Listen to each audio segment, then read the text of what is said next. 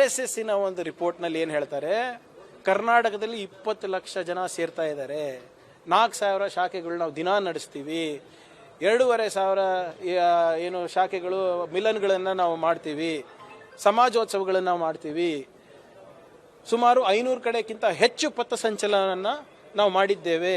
ಕರೆಕ್ಟಾ? ಆಮೇಲೆ ಈ ಪಥಸಂಚಲನ ಇರ್ಬೋದು, ಈ ದೊಡ್ಡ ದೊಡ್ಡ ಕಾರ್ಯಕ್ರಮ ಮಾಡಬೇಕಾದ್ರೆ ಭದ್ರತೆ ಯಾರು ಕೊಡ್ತಾರೆ? ಮಹಿಳಾ ಮತ್ತು ಮಕ್ಕಳ ಕಲ್ಯಾಣ ಇಲಾಖೆ ಕೊಡ್ತಾರಾ? ಕೃಷಿ ಇಲಾಖೆ ಕೊಡ್ತದ? ಸೆರಿಕಲ್ಚರ್ ಅವ್ರು ಕೊಡ್ತಾರಾ? ಗೃಹ ಇಲಾಖೆ ತಾನೆ.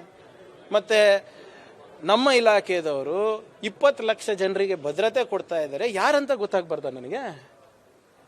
ಇದು ನನ್ನ ಕೆಲಸ ಅಲ್ಲ ಅಂದರೆ ಇನ್ಯಾರ ಕೆಲಸ? ಸೋಷಿಯಲ್ ವೆಲ್ಫೇರ್ ಅವ್ರು ಮಾಡ್ತಾರಾ? ಬ್ಯಾಕ್ವರ್ಡ್ ಇಲಾಖೆ ಮಾಡ್ತಾರಾ? ನಾನು ಅದೇ ಕೇಳ್ತಾ ಇದ್ದೀನಿ, ಯಾವ ಕಾನೂನಲ್ಲಪ್ಪ ಹೇಳ್ಬಿಡ್ರಿ ಅಂತ. ಯಾಕೆ ಇಷ್ಟು ದಿನ ಬೇಕು ಅವ್ರಿಗೆ ಹೇಳೋಕ್ಕೆ? ಪ್ರಿಯಾಂಕ್ ಸುಳ್ಳು ಹೇಳ್ತಾ ಇದ್ದಾನೆ ಅಥವಾ ಪ್ರಿಯಾಂಕ್ ಖರ್ಗೆ ಅವರಿಗೆ ಸಂವಿಧಾನ ಗೊತ್ತಿಲ್ಲ ಅಂತ ವಾಪಸ್ ಬರೆದು ಬಿಡ್ಲಿ.